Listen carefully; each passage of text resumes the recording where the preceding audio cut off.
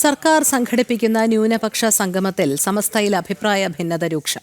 ജനങ്ങൾക്കിടയിൽ തരംതിരിവുണ്ടാക്കാനാണ് സർക്കാർ സംഗമം നടത്തുന്നതെന്നാണ് ഒരു വിഭാഗത്തിന്റെ നിലപാട്. അതേസമയം സംവരണം, ആനുകൂല്യം എന്നിവയിൽ മുസ്ലിം സമുദായത്തിന് പ്രത്യേക പരിഗണന വേണമെന്ന ആവശ്യവുമായി സമസ്ത നേതാവ് അബ്ദുൾ സമദ് പൂക്കോട്ടൂരും രംഗത്തു വന്നു. മുന്നിൽ കണ്ട് സംസ്ഥാന സർക്കാർ സംഘടിപ്പിക്കുന്ന ന്യൂനപക്ഷ സംഗമത്തിനെതിരെ സമസ്തയിൽ അഭിപ്രായ ഭിന്നത രൂക്ഷം. സമസ്ത നേതാവ് അബ്ദുൾ സമദ് പൂക്കോട്ടൂർ ന്യൂനപക്ഷ സംഗമത്തെ അനുകൂലിച്ച് രംഗത്തു വന്നു. സംവരണം, ആനുകൂല്യം തുടങ്ങിയ കാര്യങ്ങളിൽ മുസ്ലിം സമുദായത്തിന് പ്രത്യേക പരിഗണന വേണമെന്നും വിഷയത്തിൽ ഇടപെടലുണ്ടായാൽ ന്യൂനപക്ഷ സംഗമം വിജയിക്കുമെന്നുമാണ് അബ്ദുൾ സമദ് പൂക്കോട്ടൂരിന്റെ അഭിപ്രായം.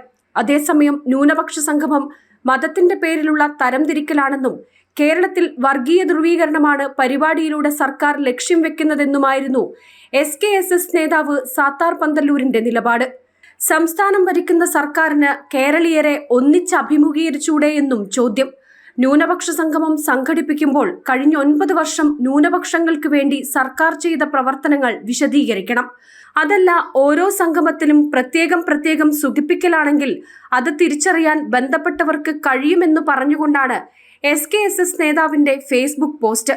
ന്യൂനപക്ഷ സംഗമം നടത്തുന്നതിനു മുൻപേ ആവശ്യങ്ങൾ മുന്നോട്ട് വെച്ച് സർക്കാരിന് മുന്നിൽ വിലപേശുകയാണ് സമസ്തയിലെ ഒരു വിഭാഗം. ജനം, കോഴിക്കോട്.